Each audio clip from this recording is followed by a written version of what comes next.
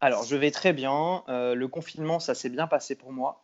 Comme je l'ai souvent dit, il y a peu de changements pour moi dans la vie de tous les jours, hormis ces déplacements qui sont en temps normal assez récurrents. Là, depuis le début du confinement, forcément, il n'y a plus du tout de déplacement. Mais après, la vie, on va dire, normale, quand je suis à la maison, dans une période normale, je passe quand même beaucoup de temps enfermé à jouer, travailler, faire de la recherche musicale, etc. Donc il n'y a pas eu de gros changements pour moi, on va dire.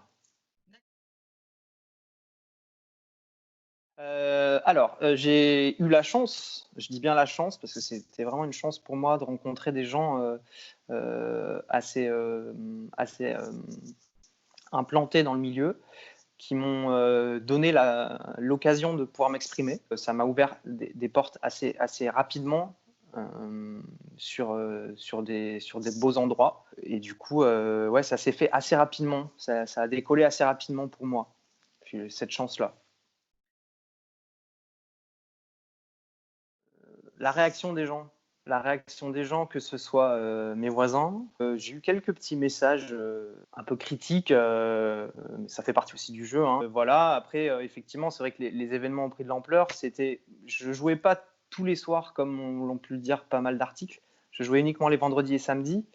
Et c'était vraiment dans un souhait aussi de ne pas trop déranger le voisinage. Mais j'ai eu plein de retours positifs, que ce soit des voisins de ma résidence que j'avais jamais vus et qui m'ont interpellé en me disant c'est vraiment génial, merci beaucoup. J'ai même eu, pour la petite histoire, des demandes de voisins qui fêtaient leur anniversaire.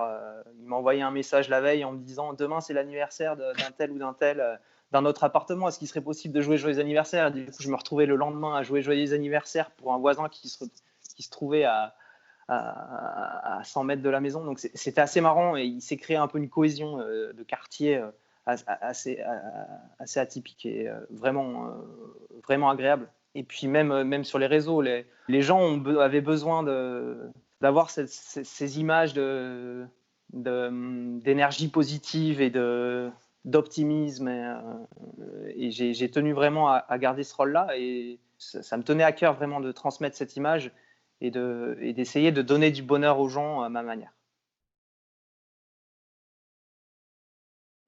Ouais, ouais, j'ai mon frère que je salue d'ailleurs, qui est musicien professionnel, qui est violoncelliste, qui travaille sur la Suisse. On n'est pas du tout dans le même domaine. Lui, il est plutôt dans la musique classique, mais il est professionnel aussi. Et je fais partie d'une famille de musiciens du côté de mon papa, avec beaucoup de musiciens amateurs pour la plupart, mais on a baigné dans la musique dès le plus jeune âge. J'ai eu cette chance-là. Ouais, Je suis assez ouvert dans les styles musicaux. J'écoute beaucoup de choses différentes. Après, je ne souhaite pas devenir quelqu'un. Je veux juste faire ce que j'aime et je m'inspire de beaucoup de choses, mais je veux créer mon propre univers. Ça, c'est une bonne question. J'aimerais bien pouvoir le dire. Il y avait plein de choses. Il y avait plein de choses avant le confinement de prévues pour cet été, des choses top. Après, j'essaye de voir le côté un peu le verre à moitié plein, c'est-à-dire que on avait quand même des grosses peurs que même en France ce soit compliqué et ça a l'air de se dégager un peu là. Donc on va garder le positif dans tout ça et se dire que même si c'est en France, ça sera déjà génial. Et on va voir, je vais voir là, c'est en train de s'organiser là en ce moment. Pour éventuellement refaire un direct sur les réseaux, parce que la prochaine date en live, vraiment avec du monde, ça risque d'être pas avant mi-juin. Donc on va essayer de faire quelque chose d'ici là. Si les gens veulent venir me voir en live, en vrai, ça sera sur Saint-Tropez là. Dans ma famille, j'avais trois saxophonistes, ma grand-mère, mon parent et une tante aussi. J'ai découvert l'instrument très jeune, à 6 ans. J'ai voulu rentrer au conservatoire à 6 ans, mais malheureusement, il n'y avait plus de place dans la classe de sax au conservatoire à Clermont-Ferrand, parce que je suis né à Clermont-Ferrand. Du coup, j'ai commencé qu'à l'âge de 7 ans. J'ai commencé par une petite année de formation musicale, de solfège, pour mettre en forme. Et ensuite ouais, voilà, j'ai commencé les cours de saxophone à l'âge de 7 ans, exactement. Avant de me lancer dans ce projet de live avec les DJ, j'ai été prof pendant 10 ans, prof de saxophone, dans différentes écoles de musique, en cours privé aussi. Et j'ai eu des élèves de tous les âges. Et moi, je pense qu'à partir du moment où on a l'envie et la motivation, qu'importe l'âge, on peut réussir à se faire plaisir. Et à partir du moment où on se fait plaisir, on peut éventuellement donner du plaisir aux gens aussi. Donc, le bruit que je déteste, la craie sur le tableau. Qu'est-ce qui me fait craquer chez une femme? On va dire le charisme. Et chez un homme, je sais pas si on peut boire une bière ensemble.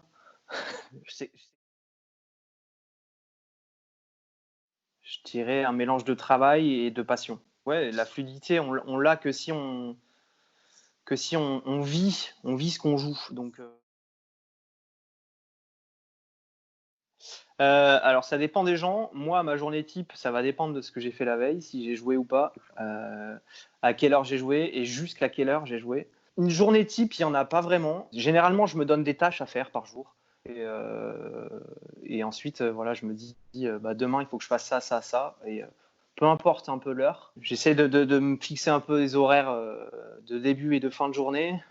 Et puis au milieu, je fais un peu au feeling, on va dire. C'est important de le faire quand on a envie de le faire. C'est là où on est le plus productif. Oui.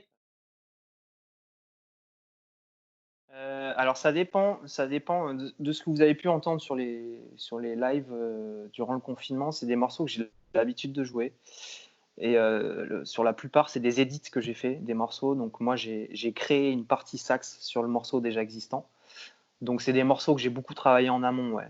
Ce qui explique aussi que je suis à l'aise dessus. Après, il m'arrive souvent en live, quand je joue avec des DJ que je connais bien, d'improviser purement. Donc là, c'est 100%.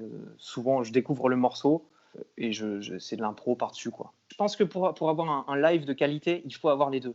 Il faut avoir des instants où c'est précis, c'est calé, c'est carré, et d'autres où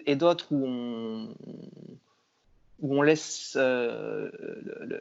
l'artiste s'exprimer vraiment en direct, où laisse vraiment parler son cœur en direct. C'est aussi ce qui fait la magie de la musique. Et je pense que c'est important d'avoir aussi ce côté-là. J'ai essayé de choisir des musiques qui avaient un sens par rapport à cette crise, qui avaient un sens par rapport aux besoins des gens, d'espoir, de fête, de bonheur. C'est marrant parce que le Queen, effectivement, je l'ai joué une première fois au tout début du confinement, ça a été, je crois, mon deuxième live. Le We Are the Champions, c'était vraiment dans l'objectif de se dire on va vaincre ce virus, on va vaincre cette crise, on finira champion. Et c'était un peu un message d'espoir. Et, et c'est aussi pour ça que j'ai souhaité le faire en dernier morceau de mon dernier set là sur le balcon. Un peu pour dire, bah voilà, on l'a vaincu. Alors même si on est d'accord, c'est pas fini, le virus est encore présent, etc. Mais cette annonce de déconfinement, c'est en quelque sorte une victoire aussi. C'est que les choses avancent, qu'on avance malgré tout. Et qu'on a un peu vaincu cette crise.